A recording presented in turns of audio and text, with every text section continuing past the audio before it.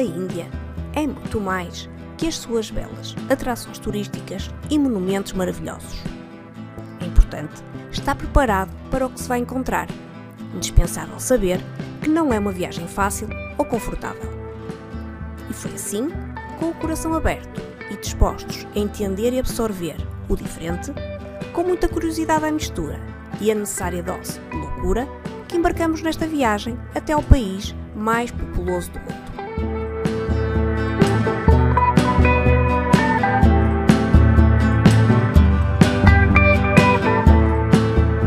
Namasté, Delhi. Delhi recebeu-nos já de noite e logo nos conquistou. E só foi preciso uma coisa: sair do aeroporto.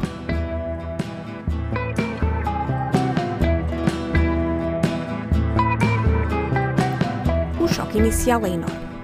Começa pelo trânsito infernal, pelas constantes buzinadelas que nos envolvem e atordoam e que pioram à medida que nos emaranhamos pelas ruas do centro.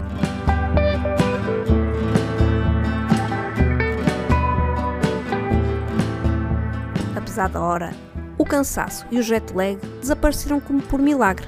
Os olhos não paravam de absorver tudo: as pessoas, os veículos, as cores, um mundo novo à nossa volta. Já imaginávamos como seria em pleno dia.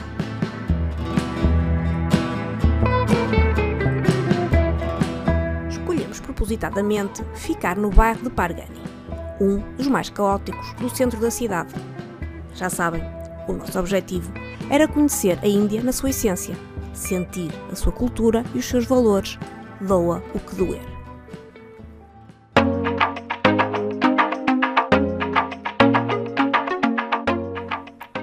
E não podia ser de outra forma. Tínhamos que começar por aqui.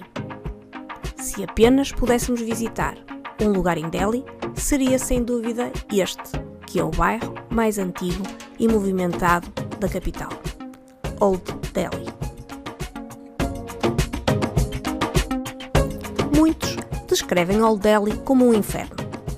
Nós dizemos que é um caos assustador, mas ao mesmo tempo fascinante. É a Índia que vemos nos filmes, a Índia da confusão, da miscelânea. E é isto que é tão a nossa cara. E até é difícil de descrever e filmar. Caminhões, autocarros, carroças, enxames de motas e de bicicletas, riquichós para todos os gostos e feitios, geram altos níveis de poluição e tornam o trânsito caótico. A prioridade é definida pelo tamanho do veículo e pelo atrevimento. Mão e contramão são conceitos subjetivos e conduzir pelos passeios a pura normalidade.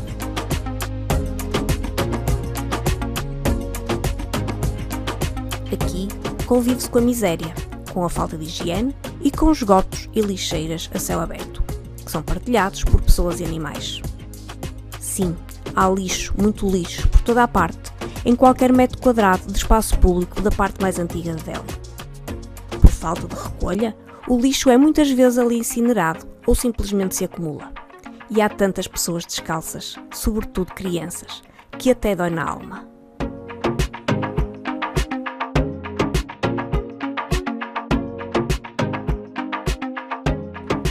Há também muitos sem-abrigo, uns que circulam pelas ruas, mortos de fome, resignados à vida de miséria, num cenário que parece tirado de filmes de zombies.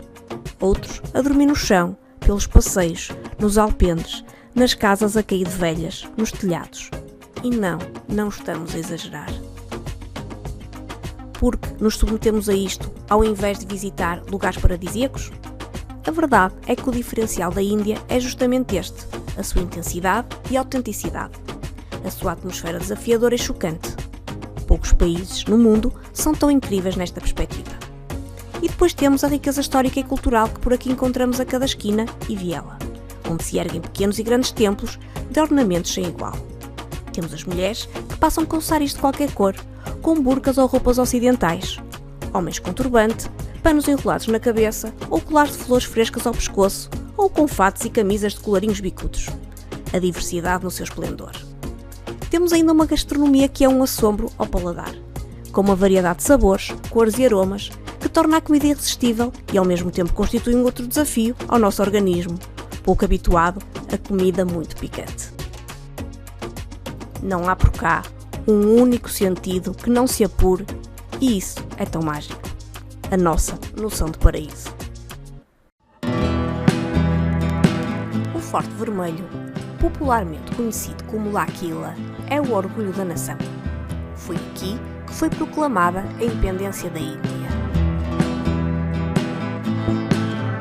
Depois de passarmos o Chata Ashok, uma arcada abobadada, onde está instalado um mercado local que vende bugigangas turísticas, chegamos ao edifício principal, composto pela Casa do Tambor, pelo Salão das Audiências Públicas e Privadas, pela Mesquita das Pérolas e pelos Banhos Reais. E fomos deambulando por este forte histórico, situado na parte mais antiga da cidade, nas margens do rio Yamuna, e que serviu como residência principal para os imperadores mongóis que governaram durante cerca de 200 anos. Daqui, seguimos para Nova Delhi, um outro mundo, com uma arquitetura moderna, avenidas largas e ordenadas, muitos monumentos imperdíveis, mas que não deixa de ser Índia. O destino era o Santuário Sikhi, imediatamente reconhecível pela sua deslumbrante cúpula dourada e por um mastro alto que segura no topo a bandeira Sikh que tremula ao vento. Mas a sua essência está no interior. É aqui que se acolhem e ajudam todos os dias várias centenas de pessoas de várias religiões e nível social. O Sikhismo é uma religião fundada no século XV pelo Guru Nanak no norte da Índia, que inclui os pensamentos e as crenças de duas grandes religiões, o islamismo e o hinduísmo. Do primeiro, reteve o monoteísmo e do segundo, a crença no karma e na reencarnação. Procuraram abolir o sistema das castas e o sati, a cremação da viúva, e defendem que todos têm direitos iguais independentemente da sua casta, credo, cor, raça, religião ou sexo. E estamos a falar do século XV. Quão à frente é isto?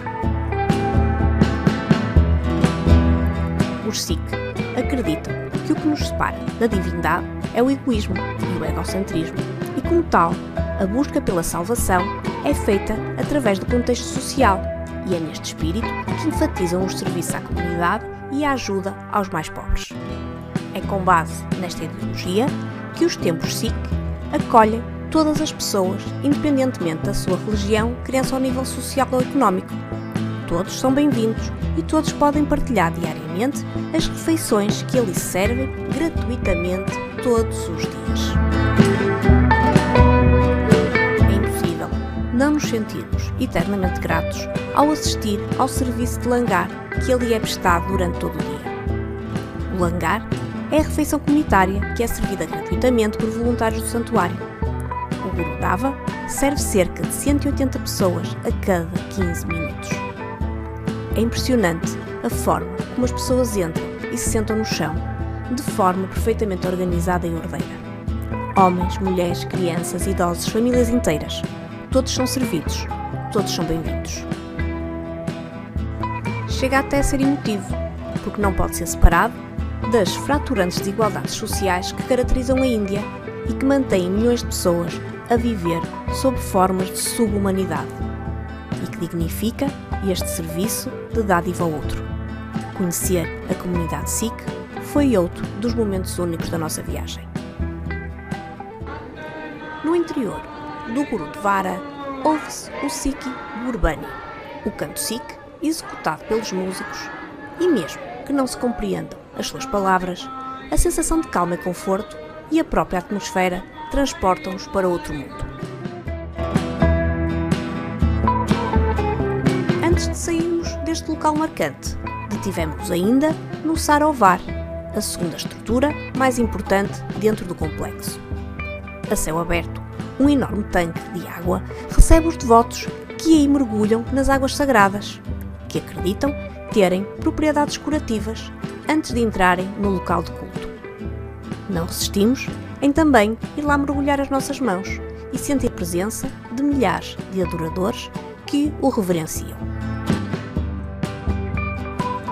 O Templo de Lótus é uma uma construção em formato de flor de lótus, símbolo da pureza para muitas religiões.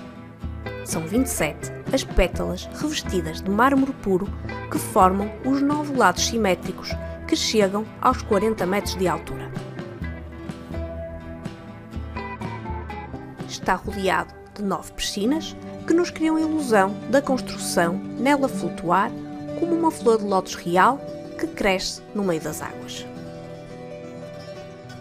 Além do seu valor arquitetónico, que atrai pessoas de todo o mundo, a sua serenidade e calma e os seus magníficos jardins fazem-nos quase esquecer que estamos na Índia. As casas de adoração Bahá'í, tal como aos templos Sikh, estão abertas a toda a gente, independentemente da sua religião, casta ou credo, que podem visitá-las sem qualquer inibição ou limitação. Mas aqui o propósito é diferente. Servem para rezar em harmonia com todas as outras religiões, sendo permitido ler ou cantar qualquer texto religioso. Dentro do templo não há estátuas ou imagens, pois nenhuma religião se encontra aqui representada e com isso acolhe todas. Um exemplo. O Qutb Minar, com os seus 5 andares, que perfazem 72,5 metros de altura, é o minarete de tijolo mais alto do mundo. Construído com tijolos de arenito avermelhado e mármore, foi edificado entre os séculos XII e XIII, durante a dinastia Mameluca e durante o período do domínio turco da região, sendo um dos melhores exemplos da expressão arquitetónica indo-islâmica. Para lá dos detalhes históricos, o que fica na retina, além da imponência do minarete, é a ornamentação das estruturas, trabalhadas de forma exímia e com grande detalhe, preservando no tempo o testemunho de uma era.